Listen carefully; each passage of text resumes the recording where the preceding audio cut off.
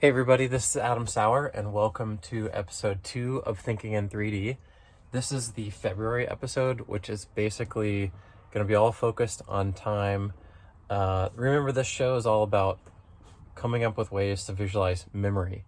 And so a lot of data out there has timestamps on it. Timestamps are more common than any other field, really, in terms of like reliable values on any data set. So I want to come up with a visual way to index time.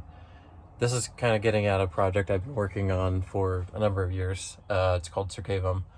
And so that's what this episode's going to be about. I realize that I'm lagging a little bit in my Thinking in 3D episodes. This is the February episode, which is coming out April 9th. Happy Easter. So I'm lagging a little bit.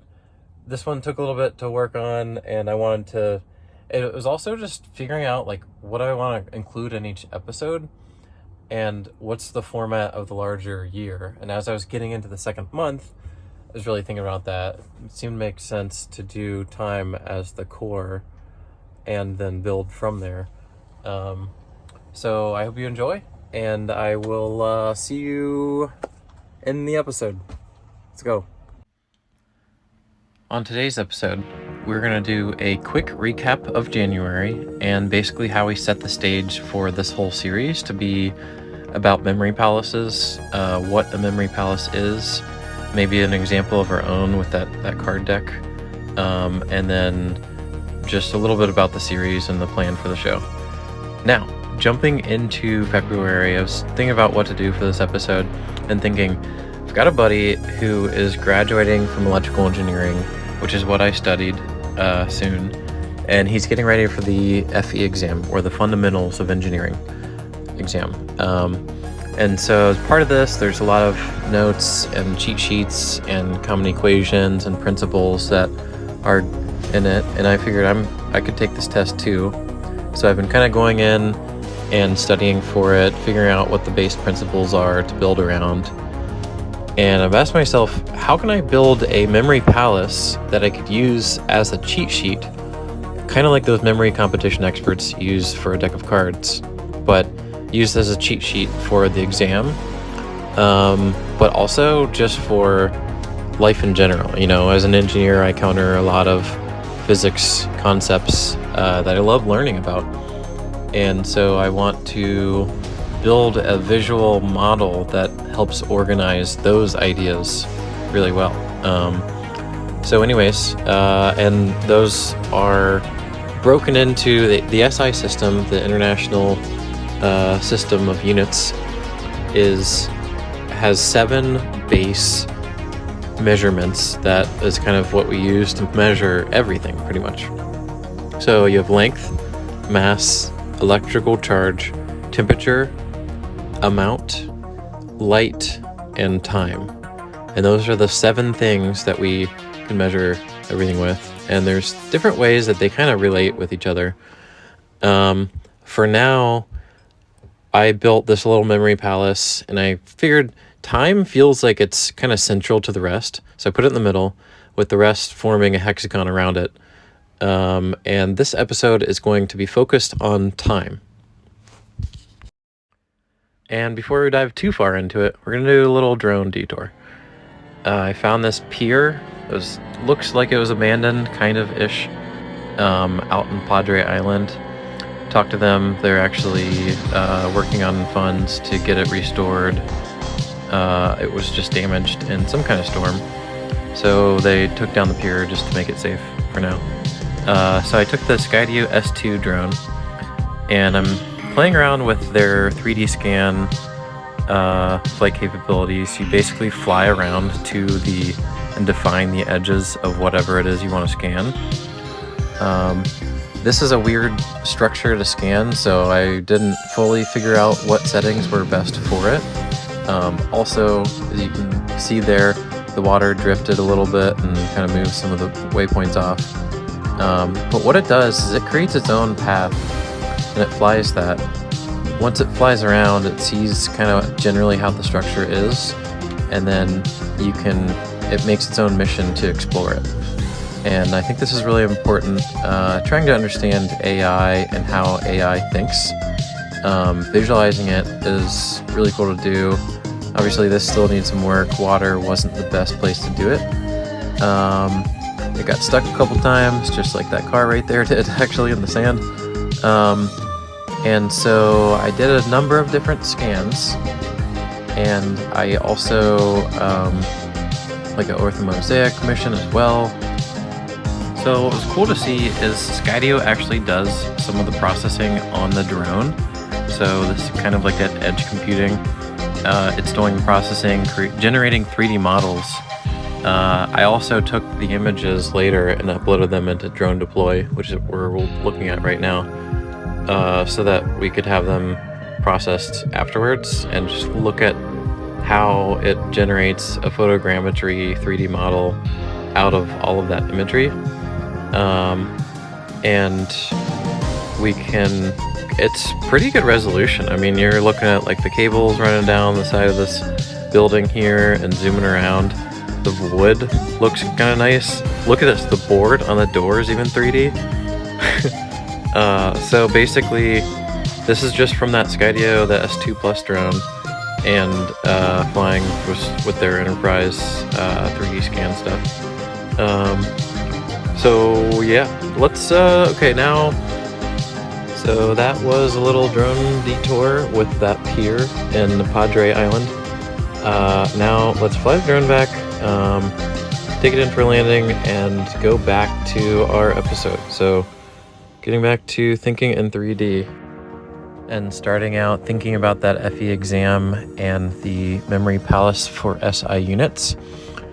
Diving down into time now. So remember, this is February. February is my birth month, and so just focus on this time. Remember, this whole memory palace that we're in is a loop around the sun, and it's our journey around the sun, kind of like Circaevum, which is the VR app that I'm building, but more on that later. For now, here's a map of my current age, just 32, which is 16 times 2. If you keep dividing down, you get 8, 4, 2, 1. So it's just a year of mathematical, interest. I've been here for 32 years, which is 2 times 2 times 2 times 2 times 2, or 2 to the 5th. So yeah, basically wanted to reflect on this and reflect on time long term, thinking back on my birthday 2 years ago when I was turning 30. I wanted to step into a new decade somewhere that signified longevity. And so I went to Costa Rica, since it's one of the blue zones, which is basically part of the world where a higher than average portion of the population lives to over 100 years old. And so I started just digging into the lifestyle there, thinking about my circadian rhythm, and also visiting some interesting VR groups, even actually in the city. Learning a bit of the culture. They have some interesting stuff. This 3D model right here is a model of their cosmos. And something I want to do with the show a little bit is show how different cultures built their own visual models of the world. Because I think that's really interesting to study. And so that was my experience in Costa Rica. Something I experienced coming home from there was that my body, I just spent a whole trip with a really great circadian rhythm. And as I'm coming home, my body's like, hey, let's not forget the optimal routine that we got into, the really healthy cycle where we're waking up to the sun and everything. So as we jump back into this year's episode, really want to focus on the brain. And there's this certain part of the brain called the suprachiasmatic nucleus, which manages the circadian rhythm for the body. And it takes in cues from light and other environmental variables, mostly light. And I imagine there's other parts of the brain that do this in different ways, but it provides kind of a clock for a lot of the cells in the body. And so that's why light is very important. So I started trying to map this out into that perspective of the circadian rhythm. So this is heart rate data that we're looking up here, going up from midnight there at the bottom to 6 a.m., 7 a.m. You see that spike right there. And then I ran out of data. This was from my Apple Watch. So I thought we're gonna go to get more data like this. And so I'm part of this group, the IEEE Smart Village Committee, and it's a group that seed funds a lot of renewable energy projects. So one of the things we're looking into is metering for all of these systems. And I just installed a Victron metering system for my camper van. So I started mapping that out in this format of that circadian rhythm. And what we're looking at here is you have midnight at the bottom, then going up into the day, 6 a.m. on the left, noon at the top, and then 6 p.m. on the right. I think it's really important to format time in this way and just have a full cycle is one full day. I don't get necessarily why we've done it with clocks for so long where it's 12 hours, because you have the same locational address for two widely different times. Think about like 2 a.m. and 2 p.m. One's in the middle of when you're supposed to be sleeping and one's in the middle of the afternoon. It doesn't make sense to share the same coordinate, that locational address for both of those times. So this format is basically just that full 24 hours for one cycle. And then on the bottom is batteries, I think, and then top is solar input. I need to work on this model a lot. I'm not sure if this is giving flow rate or battery charge percentage, that kind of thing. So I need to work on it a little bit more. But it was the most accessible data I could get my hands on that was being collected around a system that I use on a daily basis. And that system is taking in power from light from the sun, and it's looking, those solar panels are showing the yield from the sun. So I thought it'd be a good metric to display on the circadian rhythm format, because like the light cues that our superchiasmatic nucleus uses to inform our cells of their daily time, I think it's really important for us to just understand the general behavior of systems whose energy cycles are derivative from that. So anyways, now this visualization wasn't the best, but also it being energy meter data, I wanted to go back to something that included more of that health data about the body. So I went to ChatGPT looking for health circadian rhythm kind of related data. And of all the data sets that I found this one that is 169 days worth of data taken at 5-minute intervals. So this full view from left to right is 169 days. Those chunks of 5 are each week. So there's 5, days in a week. So you kind of see these chunks here. That's all that data for each day. It's very compressed, so you can't derive a lot from it. But these are variables like indoor temperature, CO2, noise, humidity, things like that affect productivity in a classroom.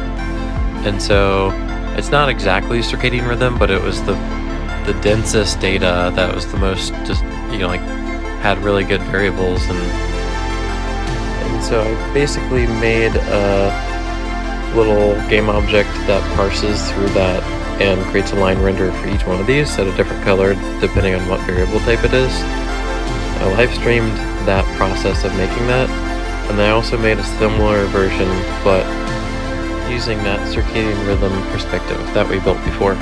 And so this is that 24-hour clock face, and really diving into all of the data collected throughout those days. And if we take a step out of this is for, you can see those chunks of 5 with the green at the top. Those are weekdays. So each of those weekdays has a lot more breadth to it visually that you can see. And then so that's what I'm really trying to get at here with thinking in 3D, especially in terms of time. I think that is really important, and that's what this episode is all about. And since we're here, I'll just show you kind of the most recent progress on Circaevum. Yeah, okay, I took that opportunity. Of course I did. I got Google Calendar data in there. I can do some cool rotations. This is in the PC, but this also works on the Quest.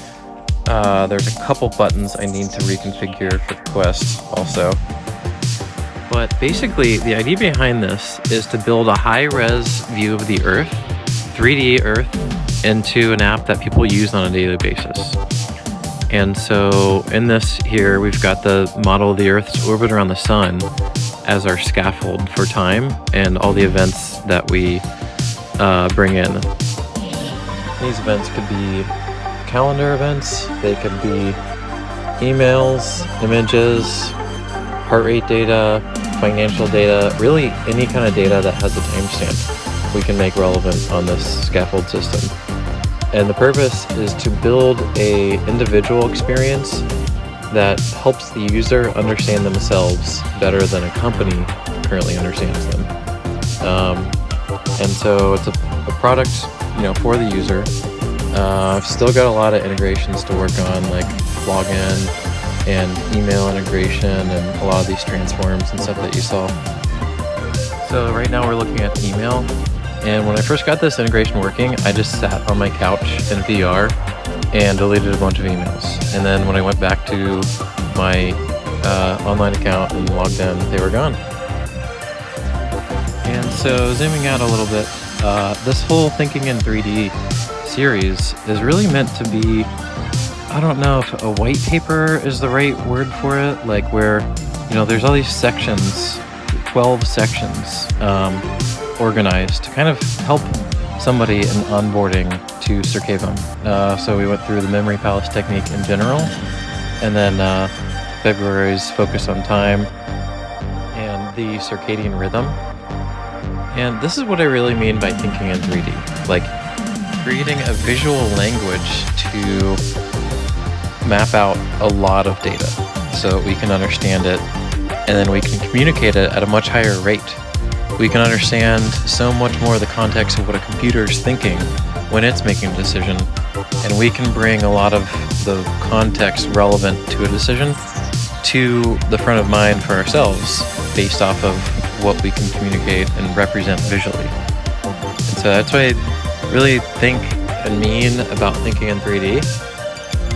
And a lot of the purpose for the rest of this show is to use these different monthly sections to help finish out the rest of the onboarding for Circaevum and just the concepts that it's kind of built around. Now, if you made it through all that with me, thank you for sticking around, and we'll see you next episode.